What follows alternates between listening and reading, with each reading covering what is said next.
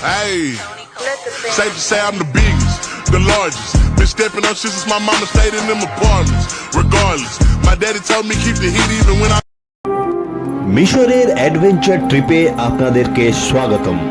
বালি শহর পার করে যেখানে পিরামিডের মায়াবী দুনিয়া খুলে গেল আমাদের সামনে। আজ আমরা প্রবেশ করছি সেই রহস্যময় পথের দিকে যেখানে এক সময় কাকাবাবু ও তার সাহসী সঙ্গী সন্তু পা রেখেছিলেন। প্রফেসর শঙ্কুর মতো জ্ঞান ও বিজ্ঞানের আলো ও মনের মধ্যে নিয়ে হাজার প্রশ্ন পাড়ি দিলাম এই বিশাল পাথুরে কাঠামোর দিকে। দূরে দিগন্তে যে প্রশ্নগুলো ছিল সিলেবাসের বাইরে, তা আজ খুঁজবো ঘুরবো সরজমিনে, তাই তো এই অভিযানে আসা। চোখের সামনে জীবন্ত হয়ে উঠল মমি সিনেমার সেই ভুতুরে কিন্তু রোমাঞ্চকর দুরন্ত দৃশ্য। যেই পিরামিডের মধ্যে আমরা প্রবেশ করছি তা খুফুর পিরামিড বা গিজার গ্রেট পিরামিড নামেও পরিচিত, যা পৃথিবীর সপ্তাশ্চর্যের অন্যতম। একমাত্র এটিতেই জনসাধারণের প্রবেশাধিকার ছিল যখন আমি গিয়েছিলাম। খুফুর পিরামিড প্রায় 2560 খ্রিস্টপূর্বে নির্মিত হয়েছিল, অর্থাৎ প্রায় 4500 বছর আগে। এর উচ্চতা প্রায় 146 মিটার, যা সময়ের আঘাতের সাথে লড়তে লড়তে নেমে দাঁড়িয়েছে 138 মিটার। প্রায় 2.3 মিলিয়ন পাথরের ব্লক দিয়ে তৈরি এই বিশাল পিরামিডের প্রতিটি ব্লকের ওজন প্রায় 2.5 টন। এই বিশাল পাথরগুলো কিভাবে তোলা হয়েছে এত উঁচুতে, তা নিয়ে গবেষণাকারীদের মধ্যে তর্ক অনেক।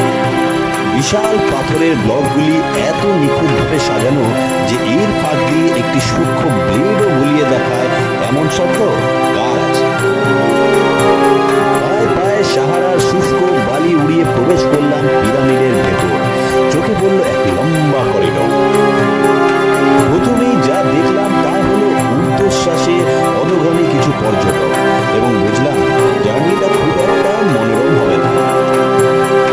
প্রায় হামাগুড়ি দিতে দিতে নির্ভীক দৃষ্টিতে এগিয়ে চললাম সংকীর্ণ কিন্তু সুসজ্জিত করিডোর ধরে।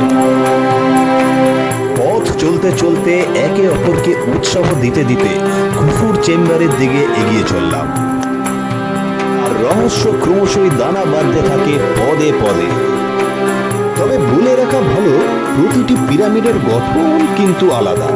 কোথাও খুব সহজেই হাঁটতে পারবেন, আবার কোথাও হয়তো খুব সংকীর্ণ পথ দিয়ে প্রায় হামাগুড়ি দিয়ে যেতে হবে। সেজন্য আরামদায়ক জুতো পরা জরুরি, এবং যাদের ক্লস্ট্রোফোবিয়া বা শ্বাসকষ্টের রোগ আছে তাদের একটু বুঝে শুনে যাওয়াই উচিত বলে মনে হয়। পিরামিডের অভ্যন্তরের তাপমাত্রা প্রায় সবসময় 20 ডিগ্রি সেলসিয়াস থাকে, বা বাইরে তাপমাত্রা যাই থাকুক না কেন। আমার কিন্তু ভিতরটা তুলনামূলকভাবে একটু আর্দ্র বলেই মনে হয়।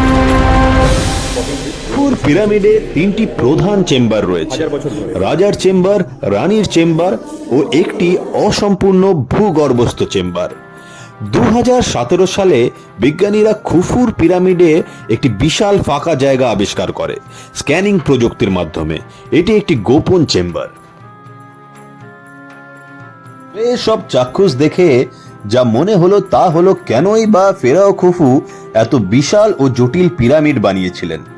এর পিছনে কি শুধুই আত্মার পরকালীন যাত্রা, নাকি এর ভিতর লুকোনো আছে কোনো বৈজ্ঞানিক ব্যাখ্যা?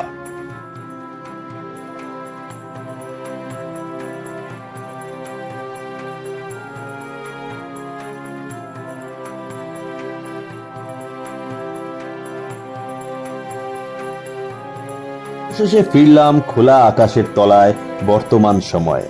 গায়ে এসে লাগলো এক দুরন্ত হাওয়া।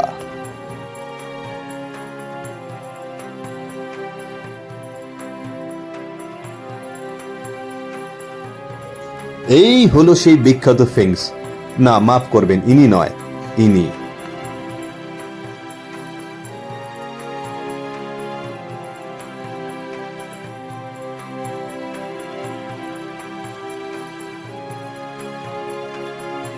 নাক মে উंगली करके চললাম সাকারা স্টেপ পিরামিডের উদ্দেশ্যে। স্টেপ পিরামিডকে বলা হয় পৃথিবীর প্রথম পিরামিড, যা প্রায় 60 মিটার উঁচু। স্টেপ পিরামিডের নকশা করেছিলেন ফেরাও জোসারের প্রধান স্থপতি ইমহোতেপ, যিনি ছিলেন এক মহান স্থপতি, চিকিৎসক ও জ্যোতির্বিজ্ঞানী। মিশরের ইতিহাসে ইমহোটেপকে দেবতা হিসাবে পুজো করা হলেও দ্য মামি সিনেমায় কিন্তু তাকে আমরা ভিলেনের চরিত্রেই দেখি। স্টেপ পিরামিডের নিচে একটি ভূগর্ভস্থ অংশ রয়েছে, যা প্রায় 5.5 কিলোমিটার দীর্ঘ। এতে অসংখ্য করিডোর, কক্ষ ও সংরক্ষণাগার রয়েছে, যেখানে জোসারের ব্যবহৃত নানান জিনিসপত্র ও মূল্যবান সম্পদ রাখা হয়েছিল। এই ভূগর্ভস্থ চেম্বারগুলোকে একটি গোলক ধাঁধার মতো নির্মাণ করা হয়েছিল, যাতে ডাকাতেরা সহজে সমাধির ভিতরে প্রবেশ না করতে পারে। স্টেপ পিরামিড শুধুই মিশরের নয়, বিশ্বে স্থাপত্যের ইতিহাসের একটি মাইল ফলক। ফের যদি হয় দেখা, এই ভেবেই এবার বিদায় নেওয়ার পালা। তবে সারাদিনের ক্লান্তি মিটে যাবে যখন পিরামিড সংলগ্ন কোনো এক ক্যাফেতে বসে রাতের পিরামিডের মায়াবী রূপ দেখতে দেখতে অ্যারাবিক কফির কাপে চুমুক রাখবেন। দেখা হচ্ছে আবার অন্য কোনো এক অভিযানে।